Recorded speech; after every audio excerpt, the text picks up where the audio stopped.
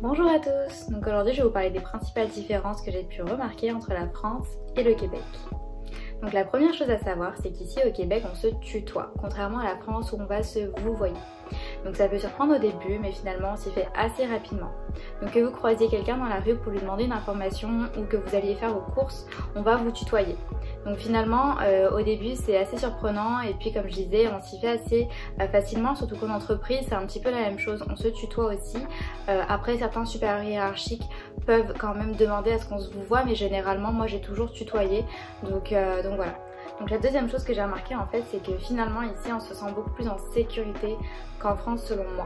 Donc que ce soit sortir le soir par exemple, que ce soit la manière de s'habiller, que ce soit encore la manière de garder ses affaires avec soi, donc si on tient son téléphone dans la main, si on a son sac à dos, voilà, on sait qu'on va pas avoir peur forcément que quelqu'un vienne nous prendre quelque chose dans notre sac, que quelqu'un vienne nous prendre notre téléphone, on va pas avoir de remarques désobligeantes ou dégradantes par exemple.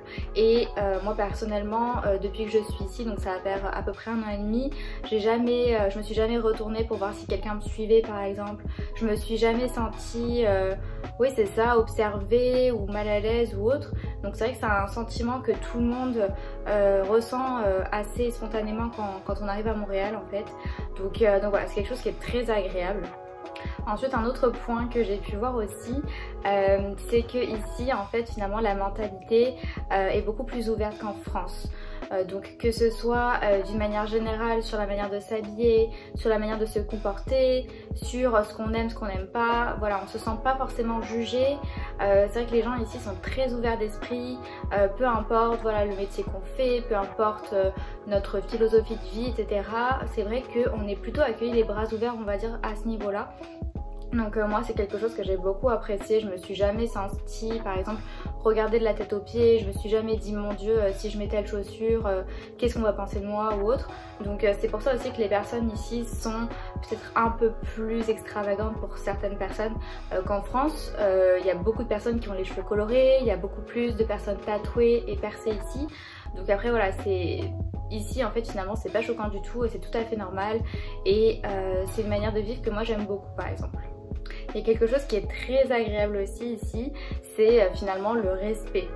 Donc quand on attend le bus par exemple, on doit faire la file. C'est vrai qu'en France, tout le monde se bouscule un petit peu pour rentrer dans le bus, dans le métro, etc. Ici c'est assez, alors je veux pas dire réglementé parce qu'il n'y a pas de règle, mais finalement c'est chacun, la personne qui arrive en dernier se place derrière la personne qui était juste avant. Donc finalement chaque personne se place de plus en plus à gauche jusqu'à ce que le bus arrive et au final tout le monde rentre chacun son tour. Vous verrez jamais une personne qui va doubler quelqu'un d'autre. Les gens se tiennent vraiment à leur place et ils attendent vraiment que ce soit à leur tour de passer. C'est aussi dans toutes les files d'attente d'une manière générale, donc ça c'est quelque chose qui est vraiment appréciable. Il y a aussi le fait que dans le métro c'est beaucoup plus démocratisé dans le bus de laisser sa place aux personnes âgées, et c'est vrai qu'en France c'est pas toujours le cas. Après c'est pas une généralité, mais c'est vrai que on va plus avoir tendance à laisser sa place aux personnes âgées ici par exemple par rapport à ce que j'ai pu constater en France. Par exemple, il y a un autre point que j'ai pu remarquer par rapport en transport en commun, c'est que les chauffeurs de bus sont vraiment agréables. Ils ont toujours le sourire aux lèvres pour la plupart. Et pour la petite anecdote, par exemple, quand je suis arrivée la première fois ici, j'ai dû prendre le bus et le chauffeur m'a dit bonjour, il m'a demandé comment j'allais, si j'avais passé une bonne journée et il m'a dit bon trajet et voilà, et il avait le sourire aux lèvres et c'était hyper agréable et j'étais tellement pas habituée que c'était vraiment agréable d'avoir quelqu'un comme ça. Donc quelque chose d'autre qui est hyper agréable ici, c'est que quand on prend le bus et qu'il est tard la nuit, par niveau encore une fois de sécurité, le chauffeur de bus en fait accepte de s'arrêter entre 2 arrêts. Donc voilà, il faut juste aller le voir et lui demander, mais il nous dépose en fait devant chez nous, donc c'est vraiment agréable, même quand il y a des conditions météorologiques pas très agréables on va dire.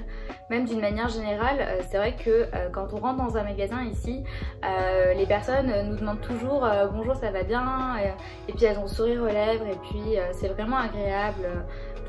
Donc ouais, c'est c'est quelque chose qui est...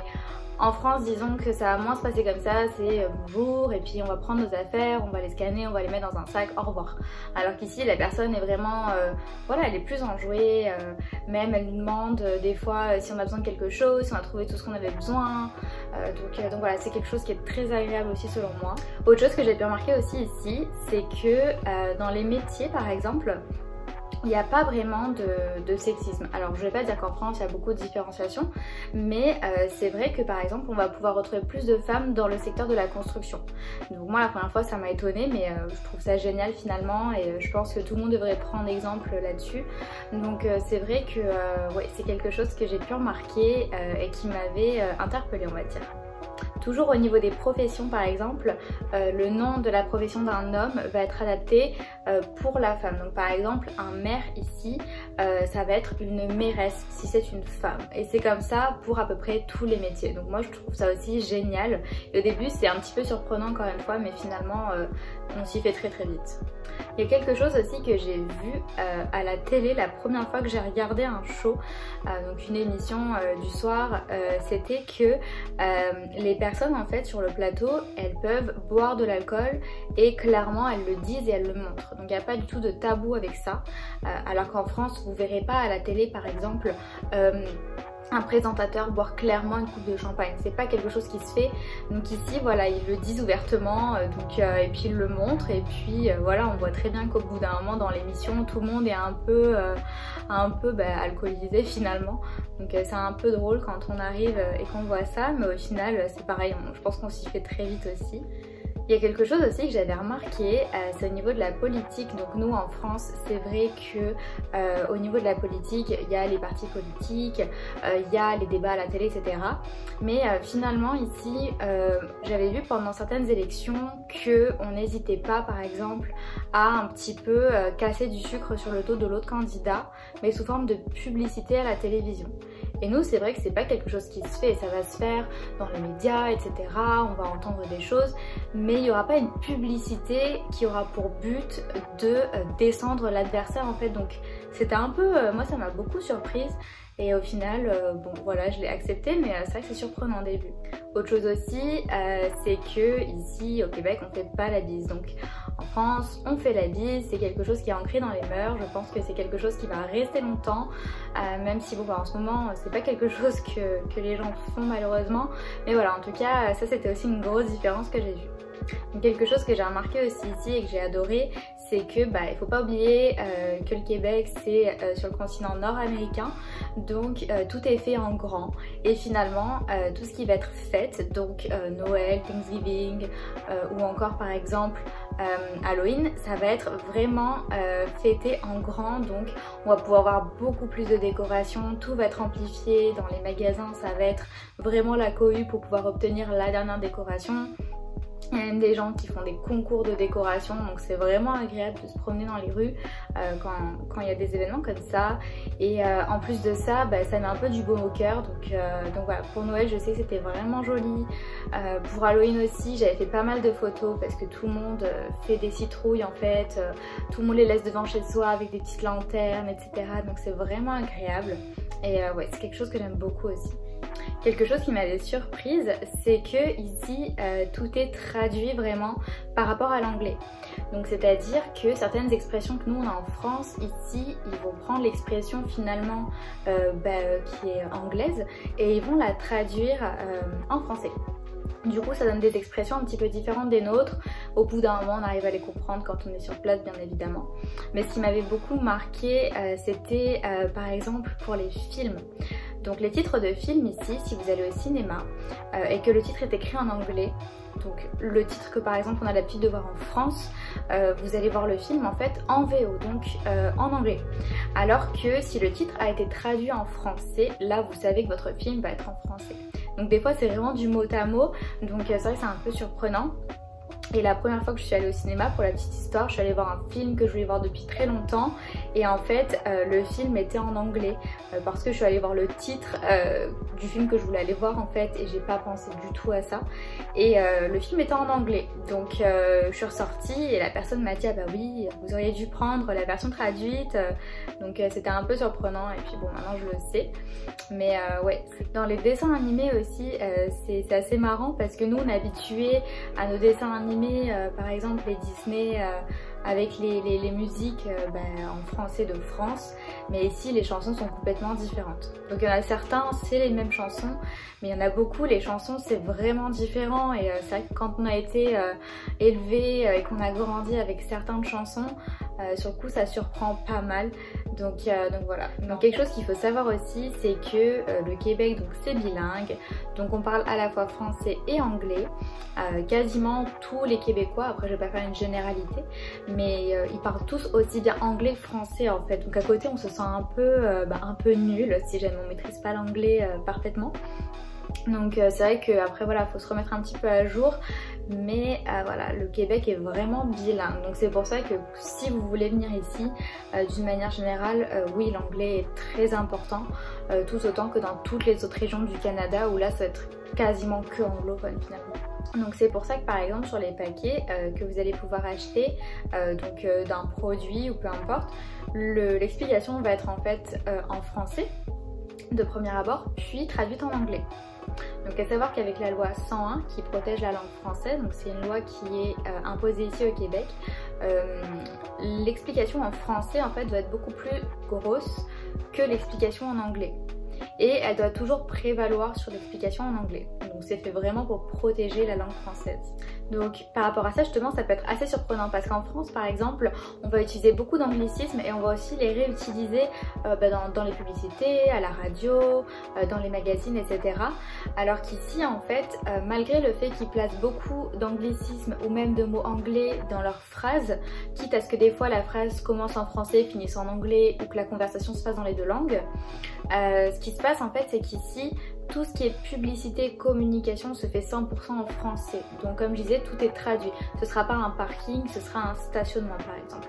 Donc nous, il y a des mots qu'en fait on est habitué à utiliser en français alors que c'est des mots anglais. Par contre ici en publicité c'est vraiment assez réglementé. Donc quelque chose à savoir aussi au Québec, c'est que les taxes donc, ne sont pas incluses dans les produits qui sont proposés. Donc ça va exclure tout ce qui est produit de première nécessité par exemple, mais d'une manière générale les taxes en fait ne sont pas incluses. Donc quand on fait ses courses, il faut penser à se dire voilà, je vais pas payer le prix que je vois indiqué. Quand j'arrive en caisse, je vais avoir la taxe en plus à payer. Donc il faut toujours prévoir un petit peu plus. Donc à savoir qu'ici au Québec, il y a une taxe qui est relative au Québec et qu'il y a aussi la taxe canadienne à ajouter. Donc au final ça fait quand même 15% de taxes sur le total de nos courses, donc ça fait un certain montant quand même. Et ça va être comme ça dans tout ce qu'on va payer ici. Donc que ce soit chez le coiffeur, que ce soit dans un, je sais pas, au club de sport, pour un abonnement, même pour une commande par exemple sur Amazon, on va toujours avoir cette double taxe qui va s'appliquer. Donc ici, à savoir, si vous voulez acheter de l'alcool, ça va être dans des magasins spécialisés. Donc ici au Québec, c'est à la SAQ. Au Canada, vous avez aussi des liquor stores. Donc là, c'est des magasins dans lesquels vous allez pouvoir acheter vos alcools forts, les bières, peu importe, le vin. À savoir que vous pourrez retrouver des bières et certains vins un peu plus bas de gamme on va dire en supermarché, donc ça va pas être la même chose que si justement vous êtes dans un magasin spécialisé. Mais en tout cas à savoir que voilà, ici c'est vraiment différencié. Alors qu'en France on va pouvoir retrouver tous les alcools par exemple en supermarché. Quelque chose qui est bien aussi ici, et on s'habitue très vite à ça, c'est les dépanneurs. Alors en France on a par exemple les tabacs pour acheter des cigarettes par exemple. Ici ça va se faire chez des dépanneurs. Donc en fait c'est des espèces de petits magasins de quartier dans lesquels on peut acheter, donc comme je disais, des cigarettes, quelques bières, des chips. On peut recharger sa carte par exemple téléphonique, on peut faire pas mal de choses et généralement, alors pas pour tous, mais il y en a qui sont des fois ouverts la nuit ou du moins très très tard. À savoir que dans ces petits magasins là de proximité, on va dire, c'est vraiment très très cher. Donc voilà, c'est vraiment pour dépanner. Quelque chose à savoir aussi ici, c'est que contrairement à la France, la cigarette est beaucoup moins démocratisée en fait. Il y a une loi en fait ici qui indique que toute personne fumant une cigarette doit s'écarter de 9 mètres d'un bâtiment. Donc c'est bien parce que finalement on n'en fume pas tout le monde et on n'oblige pas les gens à sentir la fumée. Donc c'est bien.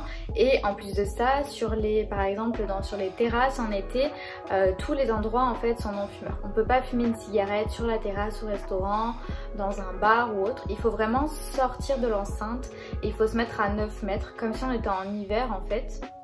Donc ça a pour but finalement de dissuader les fumeurs c'est vrai que par rapport à la France, vous verrez beaucoup moins de fumeurs ici, clairement. Moi ça m'avait assez intriguée. Donc voilà, c'était tout pour cette vidéo sur les différences entre la France et le Québec. J'espère qu'elle vous aura plu. En tout cas, moi c'est des choses que j'ai remarquées. Alors faut pas faire une généralité sur absolument tout, mais en tout cas c'est des choses que j'ai pu remarquer et puis qui m'ont interpellée au premier abord, et puis maintenant je m'y fais très bien.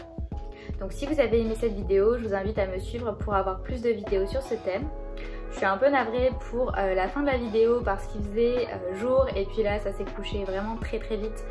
Donc j'espère que je suis pas trop dans le noir et que vous aurez quand même apprécié cette vidéo. Si vous avez d'autres suggestions sur des vidéos que vous aimeriez que je fasse sur la vie au Québec, à Montréal, peu importe, n'hésitez pas à me le dire en commentaire et je me ferai un plaisir de le faire.